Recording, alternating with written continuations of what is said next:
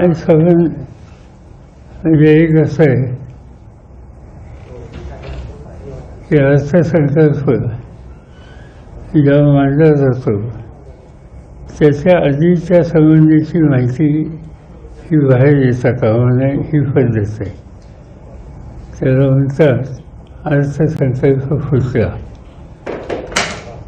काल अर्थसंकल्प मांडला पण त्याच्या आदल्या दिवशीच्या वृत्तांपत्रात काय काय होणार आहे या संबंधीची माहिती आली.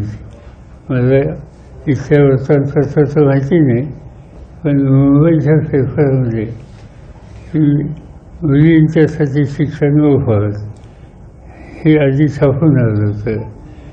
याशिवाय महिलांना प्रति दिवशी इतकी रक्कम दिली जाईल हे छापून आलं होतं. वारीच्या प्रत्येक दिंडीला 20,000 रुपये दिले जातील हे छापून आलं होतं. अशा अनेक गोष्टी विधान भवनात तो मांडण्याच्या पूर्वीच बाहेर आल्या होत्या. याचा अर्थ स्वच्छ असा आहे की एक तर अर्थसंकल्पाचं त्याची गुप्तता जी ठेवायची असते ती त्या ठिकाणी ठेवली गेलेली नाही. आणि दुसरी गोष्ट आपण अर्थसंकल्प बघितल्याच्या नंतर ज्या गोष्टी प्रत्यक्ष कृतीत येणार नाहीत, याच्यासाठी पुरेशी तरतूद नाही, अशा गोष्टींची मांडणी त्या ठिकाणी केलेली आहे. अशा गोष्टींची मांडणी त्या ठिकाणी केलेली आहे. सवन अर्थसंकल्प 3 महिन्यांनी होणारी विधानसभेची निवडणूक लक्षामध्ये ठेवून मांडलेला आहे. ज्या तरतुदी केल्यात त्या तरतुदी लोकांच्या पर्यंत पोचायला कित्येक महिने लागतील. कारण तरतूद करायची कमी रकमेची आणि प्रत्यक्ष सुचवायचं की अधिक रक्कम दिली जाईल.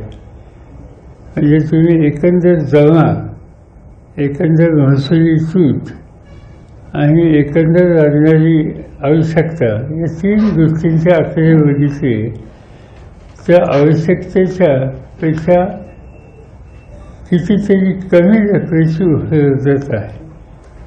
आणि म्हणून एका दृष्टीनं हा अर्थसंकल्प लोकांना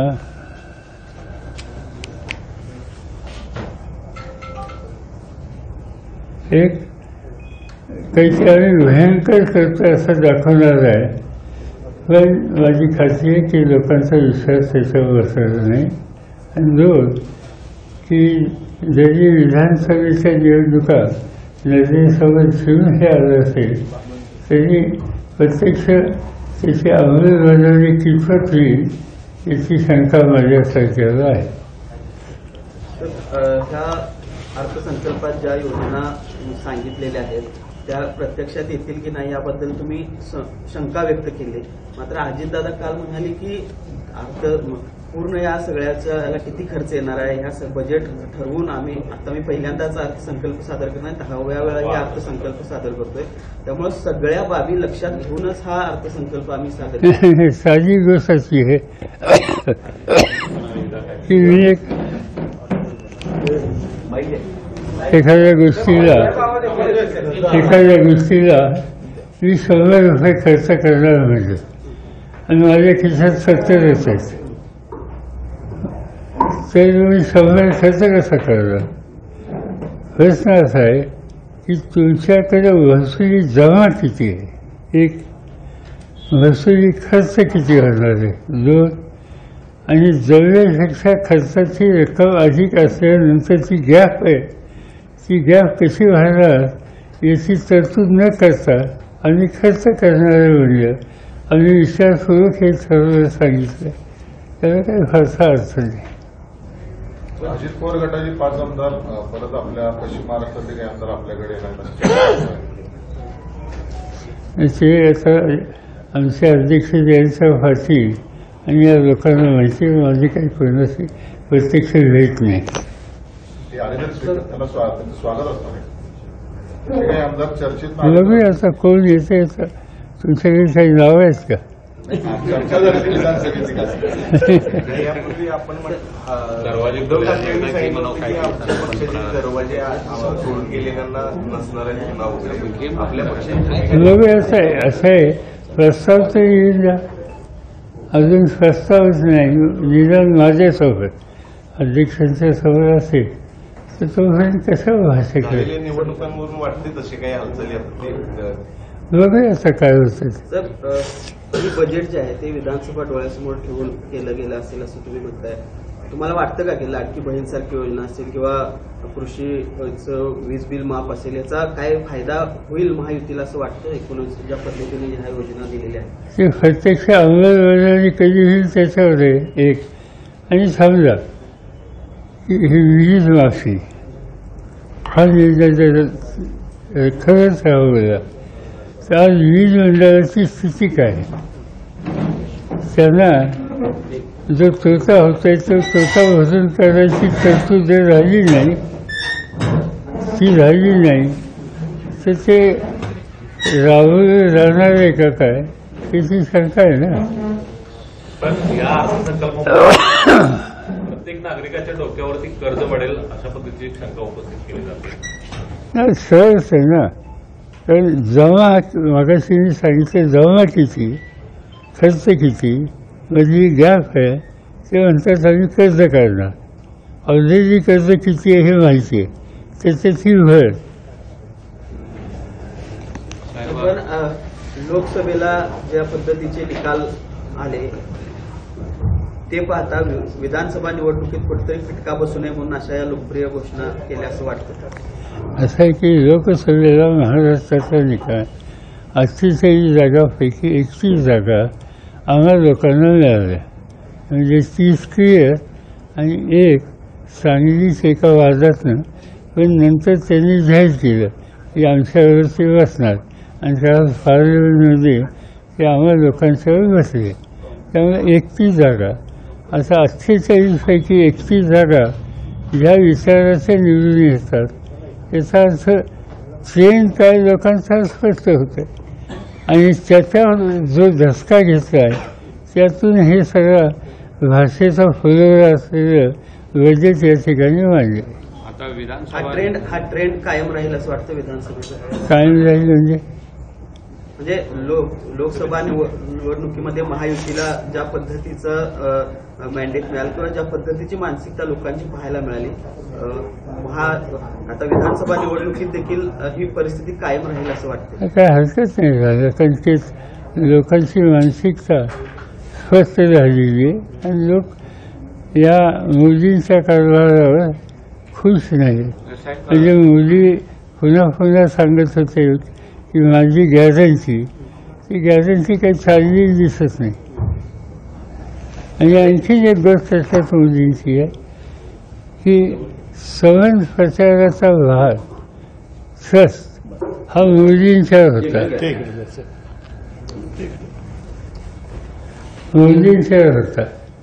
मोदींनी 18 सभा महाराष्ट्रात घेतल्या आणि त्याच्या 14 ठिकाणी त्यांचा पराभव आहे.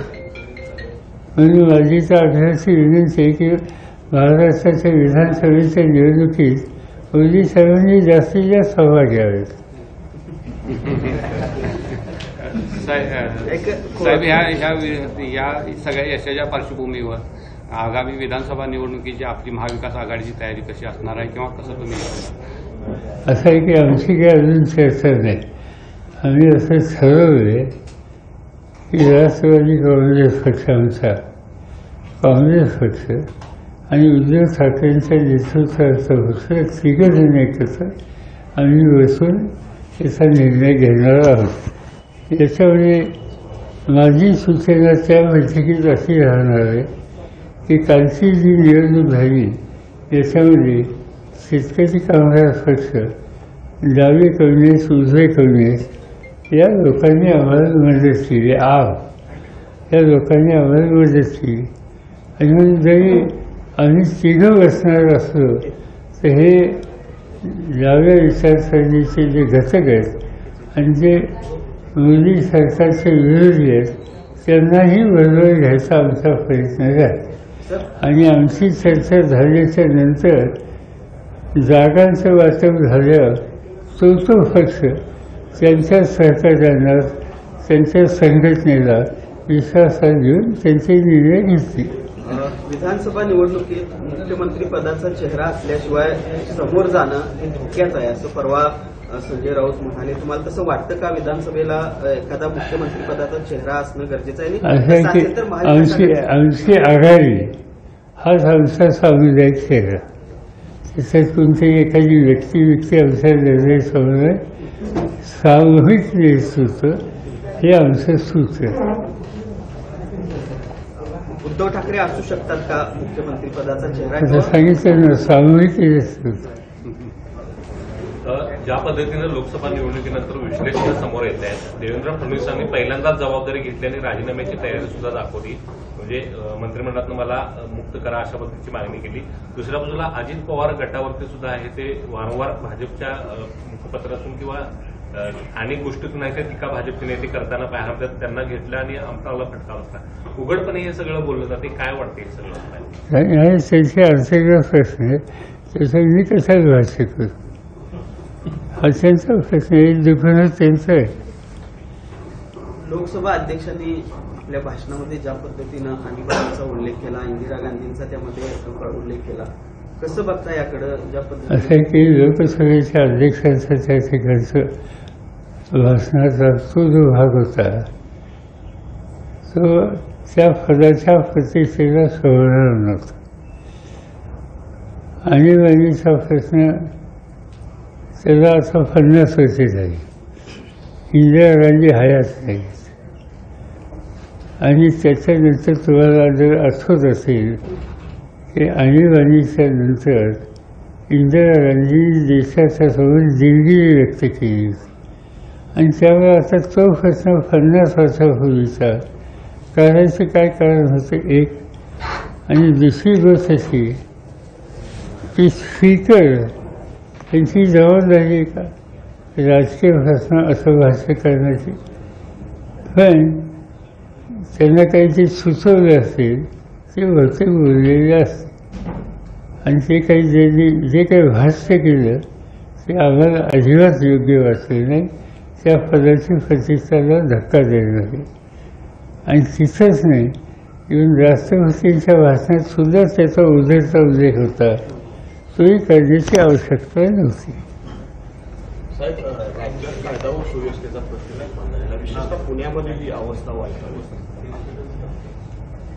आणि असं आहे की पुण्यामध्ये गेले काही दिवस जे पुढे येते ती नव्या पिढीला व्यसनाधीन बनवण्यासाठी ज्या गोष्टीचा प्रचाराची विक्री केली जाते ती वाढलेली आहे असं दिसतंय. आणि हे वाढतं प्रमाण एकंदर कायदा आणि सुव्यवस्थेच्या दृष्टीने अत्यंत घातक आहे. आपण अपेक्षा करूया की राज्य सरकार याची शहाणपणाने नोंद घेईल. संविधानावरून या सगळ्या लोकसभा निवडणुकीमध्ये प्रचार झाला किंवा संविधान बदलायचं आहे अशा पद्धतीने हा सगळा काही प्रचार झाला. त्यानंतर शशी थरूरांनी परवा शपथ घेताना शेवटी जय संविधान म्हणतात, त्याला लोकसभा अध्यक्षांनीच आक्षेप घेतला. कसं बघताय? असं की शपथ घेताना त्याचा एक ध्यासा असतो, त्याच्या बाहेर जायचं नसतं. आणि अनेकदा नवीन किंवा निवडून आलेले सभासद शपथ घेताना त्या ध्यासाच्या बाहेरचं काही उल्लेख हे करतात. आणि ते केल्याच्या नंतर जे कोणी स्टेजवर असतील त्यांना थांबावं, त्याच्यात काही फारसंही नाही. पण जय संविधान हे म्हणणं हा काय ऑब्जेक्शन किंवा कुणाला टीका नाही. कॉन्स्टिट्यूशनने देशाची शपथ मी घेतली. आपण म्हणतो शपथ घेतल्याच्या नंतर महाराष्ट्रातला असा तर जय हिंद जय महाराष्ट्र. जय महाराष्ट्र म्हणजे काही गुन्हा नाही. राहुल गांधींकडे विरोधी पक्षनेते पदाची जबाबदारी आलेली आहे. वाटतं का न्याय देऊ शकतील आणि काय विश्वास आहे त्यांच्याबद्दल? कारण ज्या पद्धतीने चांगली गोष्ट झाली. एक असं आहे की ज्या पक्षाचे सत्ताधारी पक्षाच्या शिवाय विरोधी अधिक सदस्य निवडून येतात, त्यांचाच विरोधी पक्षनेता करण्याची आवश्यकता आहे, कारण त्यांच्याकडे संख्याबळ आहे. आणि आजच्या स्थितीमध्ये राहुल गांधींची निवड त्यांनी केली. एका दृष्टीनं एक नव्या पिढीचा प्रतिनिधी, दोन पार्श्वभूमी राजकारणाची, तीन कष्ट करायची फिरण्याची प्रचंड तयारी, या सगळ्या गोष्टीला पोषक अशा प्रकारचं ते व्यक्तिमत्व आहे आणि त्यामुळे ते प्रभावी होतील अशी मला खात्री आहे. पण ज्या पद्धतीनं त्यांच्याबद्दलचा एक नॅरेटिव्ह सेट केला गेला होता सत्ताधाऱ्यांकडून, त्यांच्या राजकीय कार्यक्षमतेबद्दल प्रश्न उपस्थित केले गेले होते, पप्पू असा देखील उल्लेख केला गेलेला होता. त्यानंतर आता त्यांची विरोधी पक्षनेता म्हणून निवड झाली. जी काही त्यांना दिशेने दिली कालच्या निकालानंतर कळलं ना, मग त्याच्यानंतर कोणी फफो होण्याची भूमिका आता कोणी घेत नाही. आणि दुसरी गोष्ट असे की शेवटी संख्या आहे ना, त्यांच्यावर नव्यानं खासदार आहेत तर ते काही लहान रक्कम नाही, संख्या नाही. काँग्रेस मुक्त भारतची घोषणा केली होती भाजपनं आणि आता काँग्रेसचा विरोधी पक्षनेता त्या ठिकाणी येतोय. म्हणजे काँग्रेस मुक्त भारत एका बाजूला ही घोषणा करणं कुठेतरी असं आहे की कुणाच्या मुक्ततेची घोषणा कोणी केली ही करण्याच्या पूर्वी त्यांनी आपण कुठावरही बघायला पाहिजे ना. त्यांच्या संख्या किती होती गेल्या लोकसभेत आणि आता किती झाली, किती कमी झाली याची नोंद घेतली तर कुणाच्या मुक्ततेच्या संबंधीची भूमिका मांडायचा त्यांचा अधिकार नाही. पुन्हा पुन्हा सध्या असं सांगतात सध्याची सत्ताधारी की आमचं सरकार स्वबहुमताने आलेले आहे, 100% होते. त्यांचं बहुमत नाही. चंद्रबाबूची मदत आणि नितीश कुमारची मदत नसती तर यांचं बहुमत झालं नसतं, यांचं सरकार झालं नसतं. आणि त्यामुळं लोकांनी आपल्याला क्लिअर मॅन्डेट दिला नाही ही वस्तुस्थिती त्यांनी किती ठरवली तर झाकली जाणार नाही. आणि त्यामुळं काही ना काहीतरी सांगतात यापेक्षा दुसरा अर्थ नाही. साहेब, शिखर बँक घोटाळा प्रकरणात अजित पवारांच्या अडचणीमध्ये वाढ होता येते. खरं तर आर्थिक गुन्हे शाखेने ती क्लीनशीट दिली होती, तर आता ईडीनं जो आहे तो विरोध केलेला आहे या सगळ्या प्रकरणाला. कसं पाहता याकडे? असं आहे की त्याच्यात काय नक्की घोटाळा झाला आहे हे मी सांगू शकत नाही. आणि त्याच्यासंबंधी परस्पर इन्व्हेस्टिगेशनचे रिपोर्ट आहेत, त्याची सत्यस्थिती काय याची आकडेवारी आणि पूर्ण माहिती ज्यावेळेला आम्हाला मिळेल त्यावेळेला आम्ही त्याचं भाष्य करू. साहेब, लोकसभेत अध्यक्षपदाची निवडणूक आता झाली, त्या ठिकाणी पूर्णपणे बहुमत एनडीएला असताना देखील ती निवडणूक लढवली गेली. आपल्याला या पुढच्या सगळ्या राजकारणावरून काय वाटते, सरकार जे लोकसभेतलं स्थिर असेल, कारण राज्यातलं देखील सरकार आपण बदलणार, काही दिवस मला वेळ द्या अशा पद्धतीची भूमिका घेतली, तिथेही नेमकी काय परिस्थिती वाटते? नाही, इतर राज्यात आमचा प्रयत्नच आहे. काही साधी गोष्ट अशी की कालची जी निवडणूक झाली लोकसभेची त्याच्यात 288 विधानसभेचा मतदारसंघाची निवडणूक झाली. त्याच्या 155 ठिकाणी भाजपचा पराभव झाला आहे. 155 ठिकाणी आम्हा लोकांचे जे उमेदवार आहेत ते पुढे आहेत. याचा अर्थ एक इंडिकेशन दिलं महाराष्ट्रातल्या जनतेने 155 म्हणजे आमचं बहुमतच आहे. आता ही अशी स्थिती उद्या विधानसभेला आली ती तर सत्ता बदलणार असते आणि त्याला अनुकूल अशी संधी असं आमचं मत आहे. साहेब, विधान परिषदेच्या निवडणुका आता आहेत, तुम्ही काही जागा लढणार आहात? आम्ही नाही लढणार, साहेब लोकसभेत आम्ही मदत करणार सर. साहेब लोकसभेत पहिल्यांदाच काँग्रेससह विरोधी पक्षांचं प्राबल्य पाहायला मिळते 10 वर्षानंतर. कारण भाजपनं विरोधी पक्ष नेता सुद्धा नव्हता. आता नीट परीक्षेवरून गोंधळ झालेला आहे आणि सोमवारपर्यंत लोकसभेचं कामकाज विरोधकांचे माईक देखील बंद केले गेले. त्या प्रश्न सोमवारपर्यंत लोकसभेचं कामकाज नीट परीक्षेच्या गोंधळावरून तहकूब केले. पहिल्यांदाच 10 वर्षानंतर भाजपच्या विरोधात काँग्रेस म्हणजे विरोधी पक्षांची कुठेतरी एकजूट पाहायला मिळते. कसं बघता येतं? स्ट्रॉंग विरोधी पक्ष आता नाही असं आहे की सभागृहाचं काम सुरू होण्याच्या आदल्या दिवशी आम्ही सगळे लोक एकत्र बसलो.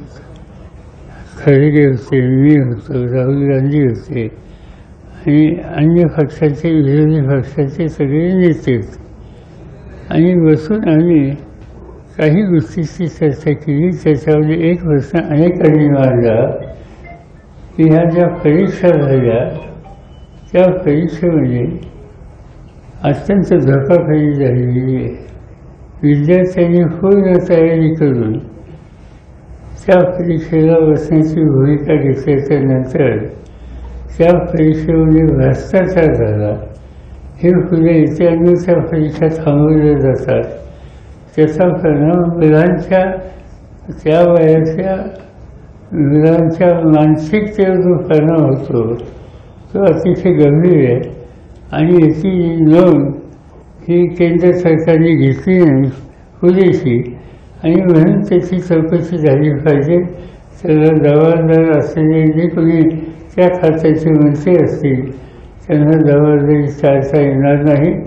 आणि पहिल्यांदा हा इश्यू आपण मांडू हा आमचा सामूहिक निर्णय होता आणि तो पार्लमेंटमध्ये मांडायला त्याची जी नोटीस द्यायची असते ती नोटीस दिली. आम्हाला या प्रश्नावर बोलायचे म्हणून सांगितलं, पण त्यांनी आता राज्यसभेमध्ये विरोधी पक्ष नेत्याला बोलायला परवानगी दिली नाही आणि त्यामुळे साहजिकच त्याची प्रतिक्रिया होणार आणि ती लोकसभेत झाली. लोकसभेच्या निवडणुकीनंतर साहेब चंद्रबाबू नायडू आणि नितीश कुमारांना आपला फोन गेला अशा पद्धतीच्या चर्चा झाल्या होत्या. माझी काही चर्चा नाही. सर, गेल्या 5 वर्षात ज्या पद्धतीनं केंद्रीय तपास यंत्रणांचा वापर केला, मात्र लोकसभा निवडणूक निकालानंतर जे परिणाम आले त्यानंतर हे कुठेतरी थांबेल असं वाटतं. असं आहे की ह्या एजन्सीचा गैरवापर नाही, गैरवापर हा केला गेला जाणीवपूर्वक विरोधकांच्या बाबतीत. काही गोष्टी आता 2 राज्याचे मुख्यमंत्रीच तुरुंगात टाकले. सुदैवाने एक कालच एकांची सुटका झाली. त्याच्यानंतर पार्लमेंटचे सभासद मग ते दिल्लीचे असतील अपक्षातील किंवा पश्चिम बंगालमधले आमदार मंत्री सभासद हे जे ममता बॅनर्जींच्या पक्षाचे असतील त्यांना त्या ठिकाणी तुरुंगात टाकले. खालच्या कोर्टाचा निकाल जामिनीला अनुकूल आला की लगेच वर अपील करून त्यांना पुन्हा त्या ठिकाणी डावलून ठेवायचं. याचा अर्थ सरळ या एजन्सीच्या अधिकाराचा जाणीवपूर्वक गैरवापर केला जातो.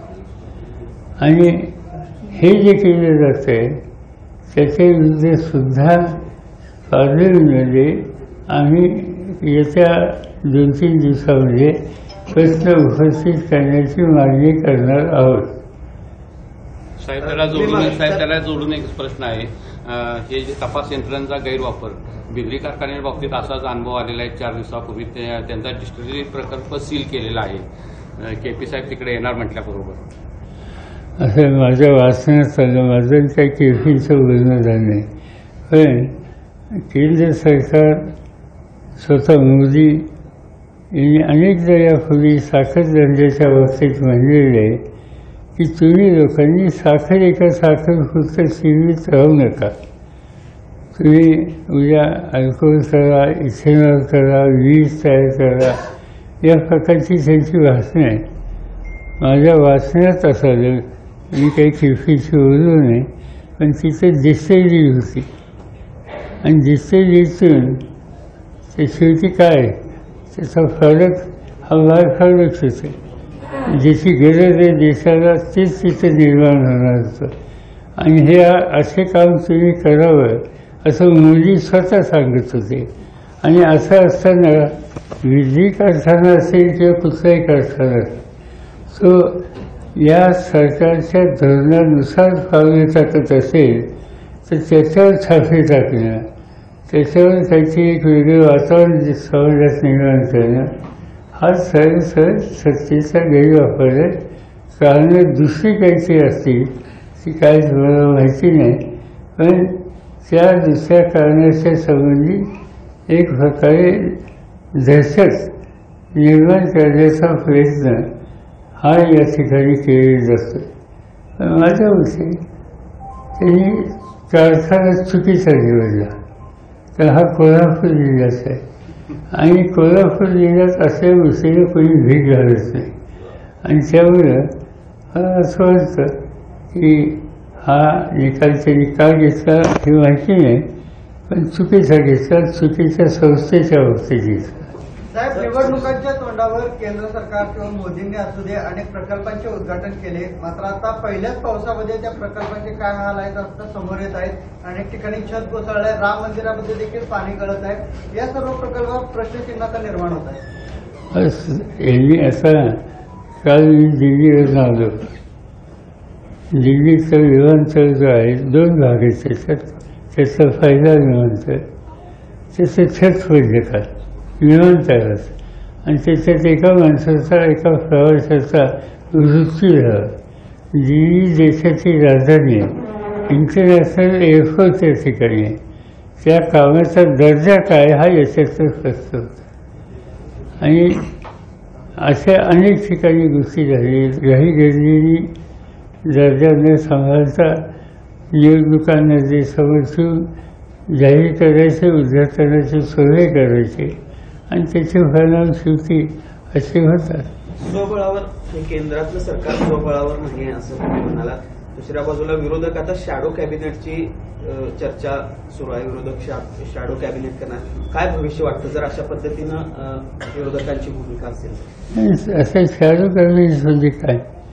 शॅडो कॅबिनेट म्हणजे एखादी व्यक्ती एखाद्या विषयात तज्ज्ञ असेल, जाणकार असेल आणि ती निवडून आली असेल तर तो विषय त्याच्यावर सोपवावा की तुम्ही या विषयाच्यामध्ये शासकीय धोरणात त्या संबंधीचा अधिक अभ्यास करा आणि बाकीच्या सदस्यांना सुद्धा मार्गदर्शन करा. याचा एक स्वतंत्र ग्रुप विषयवार हा जर केला तर प्रभावीपणानं संसदेमध्ये काम करता येतं. आणि म्हणून तसा विचार अजून काही फायनल झालेली नाही. साहेब, देशात जीएसटीमध्ये राज्याचा खूप मोठा वाटा आहे, मात्र जीएसटी कौन्सिलच्या मिटिंगला राज्याचे अर्थमंत्री सलग 2 वेळा गैरहजर राहिले. ते थोडं अनाकलनीय वाटत आहे. ठीक आहे, त्यांना या सगळ्या प्रश्नाच्या बाबतीत महाराष्ट्राच्या हिताच्या संदर्भात कशी काळजी घ्यावी या संबंधीची त्यांची नीती. संसदेत खऱ्याचा राष्ट्रवादी कोणाच्या करत संसदेमधले खरी राष्ट्रवादी कोणाच्या करत तुम्ही तस्करी सुद्धा दावा करतात की खरी राष्ट्रवादी ही आमचीच आहे. ते कळलं, लोकांनी सांगितलं. एक माणूस एके ठिकाणी आणि आम्ही 10 पैकी 8 निवडून येतात आणि एक सुद्धा गेली ती फिफाने आणि तुतारी ह्याच्यातलं केली, नंतर 10 पैकी 9 आले असतात. शक्तीपीठ महामार्गाला मोठा विरोध झाला. तो प्रकल्प स्थगित केल्याची माहिती मिळते, मात्र तो रद्दच पूर्णपणे व्हावा अशी शेतकऱ्यांची मागणी. मात्र सरकार ती भूमिका घेताना आता पाहायला खरं सांगायचं मी त्याचा अभ्यास केला नाही. हेमंत सोरेन यांना जामीन मिळाला, तुम्ही त्याच्यावर ट्विट देखील केलेलं आहे. दुसऱ्या बाजूला केजरीवाल यांना जामीन मिळाला, मात्र सीबीआयनं त्यांना पुन्हा ताब्यात घेतलं. अशा तेच बऱ्याचशी सांगितलं की कोर्टाचा निकाल झाल्याच्या नंतरही अपील करून त्यांना दाबायचं. असं आहे की केजरीवाल किंवा हे जे झारखंडचे मुख्यमंत्री आहेत, लोकांनी निवडून दिले, त्यांच्या हातात सत्ता आहे, त्या लोकांना तुम्ही तुरुंगामध्ये टाकता काहीतरी लहान सांगू. विधान परिषदेला जयंत पाटील, शेकापच्या जयंत पाटलांच्या विरोधात ठाकरे गट उमेदवार देण्याच्या तयारीमध्ये आहे. काही चर्चा झालेली आहे का? तिथे उमेदवार दिला जाणार आहे का? नाही, चर्चा झाली नाही. आम्ही चर्चा करणार आहोत आणि आम्ही तिकडे एकत्र बसून याचा मार्ग निघणार आहोत. शेका पक्षाने कालच्या निवडणुकीमध्ये आमची जी आघाडी आहे त्या आघाडीला मनापासून मदत केलेली आणि त्यामुळे एखाद दुसरा प्रतिनिधी त्या ठिकाणी यावं असं त्यांनी अपेक्षा केली तर ती फारशी चुकीची नाही आणि आम्ही सगळेच बसून याच्यावरचा अंतिम निर्णय उद्या त्याला घेऊ. नो क्लोजर, फक्त बुलडोजर असा एक आदेश मुख्यमंत्र्यांनी काढलेला आहे. अवैध पब आणि अवैध ज्या काही घटना घडत आहेत त्याच्या संदर्भामध्ये कुठेतरी निवडणुकीच्या तोंडावर लोकप्रिय स्लोगन किंवा लोकप्रिय घोषणा वाटते. असं आहे की बेकायदेशीर जे काम असेल त्याचं ॲक्शन घेतली तर त्याचं काही चुकीचं नाही आणि त्यासाठी मुख्यमंत्री काय म्हणत असतील तर माझी काही त्याला हरकत नाही. पण ते जे फाराफारी करतात ते बेकायदेशीर म्हणून करतात. पण 10 वर्षापूर्वी ते बांधलं गेलं ते 10 वर्ष काही धोका काढला होता का? बांधण्याच्या पूर्वीच त्यांनी म्हणजे महानगरपालिका नगरपालिका यांची परवानगी घेतली का नाही हे तपासायचं काम कुठे यंत्रणेचं आहे ना. ते न करता एक अर्धा वर्षाच्या नंतर असा निर्णय घ्यायचा. निर्णय योग्य आहे बेकायदेशीर म्हणून, पण हे उशिरा सुचलेलं शांतपण आहे. काल अभंग सादर करत खरं तर पवारांनी अर्थसंकल्प देखील मांडला. त्यानंतर वारकरी महामंडळाच्या देखील स्थापनेचा निर्णय घेतला.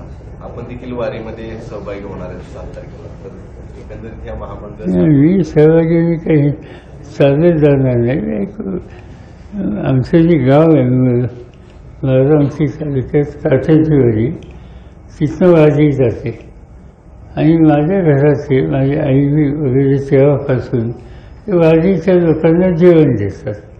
यावेळी मी हजर राहणार एवढंच. थँक्यू.